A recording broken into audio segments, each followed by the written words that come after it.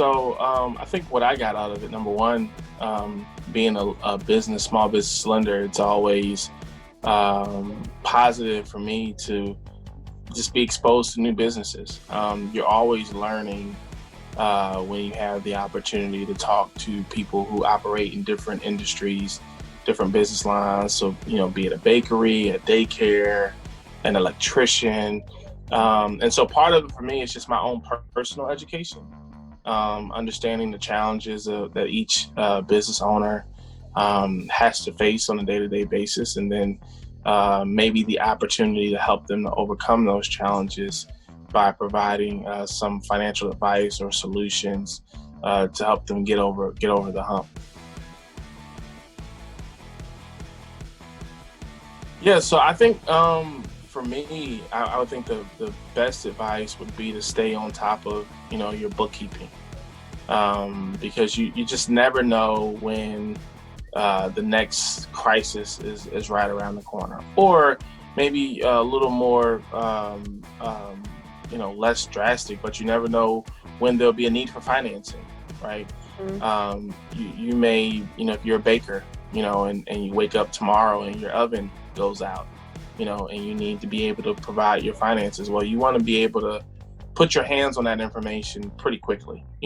Ideally, you don't want to necessarily have to, email your CPA and then wait for your CPA to get back to you. And then, you get the numbers and then you got to go through them and make sense of them. You kind of want to know where that stuff is at, and then have a really good idea about why your numbers are the way they are. Right. So that would be kind of the biggest piece of advice is just having your financials handy at all times. It's like, when you go to bed at night, your toothbrush is, right? You don't have to go downstairs and look in the cabinet, look in your purse, and you know exactly where you put your toothbrush, right? And so I think your financials are the same way. They should be in a place where you know exactly where they are, and you're able to access them whenever you need them. You have a team, right? Just like any CEO or any politician typically has a cabinet of people that they defer to for different things, because you can't be an expert in everything, right? And so if you're an entrepreneur, you absolutely want to have a CPA that you trust, that understands your business, and that also has the capacity to serve you. That's the other part. You don't want to get a CPA and you can never reach them. Right. And you want to build a relationship with an attorney, or maybe several attorneys, same thing, that understands your business, that has the ability to serve you. And then you also want to have your banker, because a banker can't do what a CPA can do, a CPA can't do what an attorney does, and vice versa. And so I think that's kind of the maybe the financial trinity, if you will, is to have your CPA, your banker, and your attorney, so that as the entrepreneur, you know where to turn for certain types of advice. Or if you don't know where to turn, you at least have those three individuals that you can pick up the phone and reach out to, and then hopefully they can point you in the right direction. So it's absolutely about building a relationship.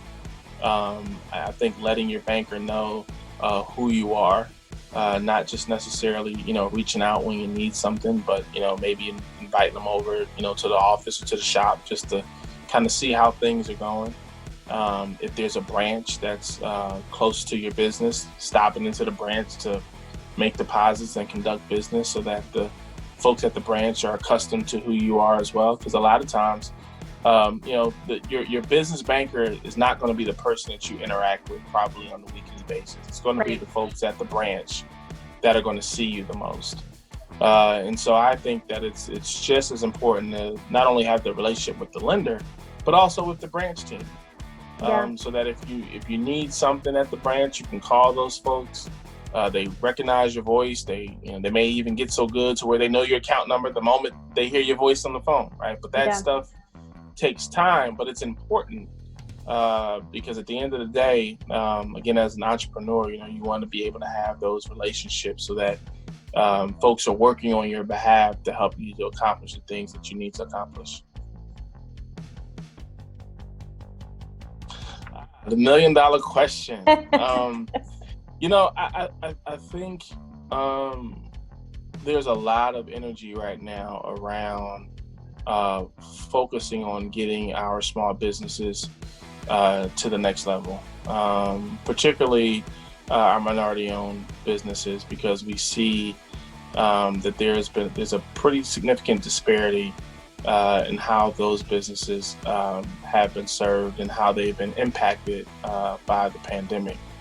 But I think we have the infrastructure here. We have all of the resources for small businesses. Obviously, we're the gig city, right? So Right. we have the ability as a community to make sure that small businesses thrive. So I mean, my personal opinion is that if the small businesses that are kind of on the fence can just hang on, and I know it may easy for me to say, right? But if you can just kind of hang in there some way somehow, over the next 3 6 months, maybe even year or so, once this thing is behind us, it's going to be wide open. I mean, folks are desperate to want to get out and spend money.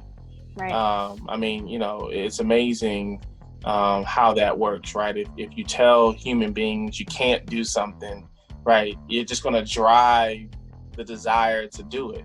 And so I think there is something to be said about, the pent up demand that's out there, whether it's something as simple as, going down and getting a pizza, with your friends on a Friday night, or, going and buying an outfit at a local boutique or whatever the case may be.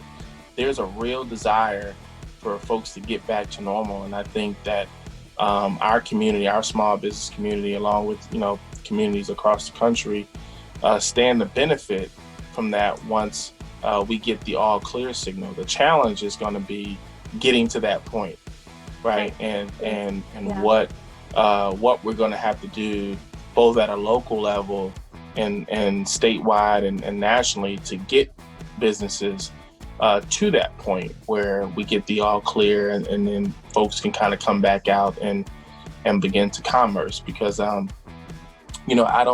think that if a business succeeds or fails, it should be ideally based upon consumers making the choice and not a pandemic. Right. Right. Yes. If a pandemic Yes. puts someone out of business, it's unfortunate, and it's not necessarily because the consumers made the choice, right? If Right. you go out of business because no one shops with you, well, that just means that you may have provided a product or service that no one needed.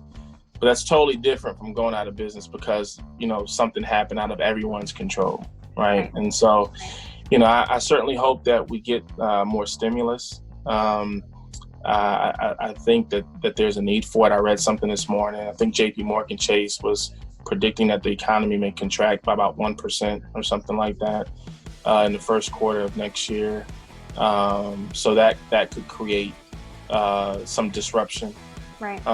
So there's a need, I think, in my opinion. I'm far from an economist, but there's a need for some stimulus, and I hope that we get it.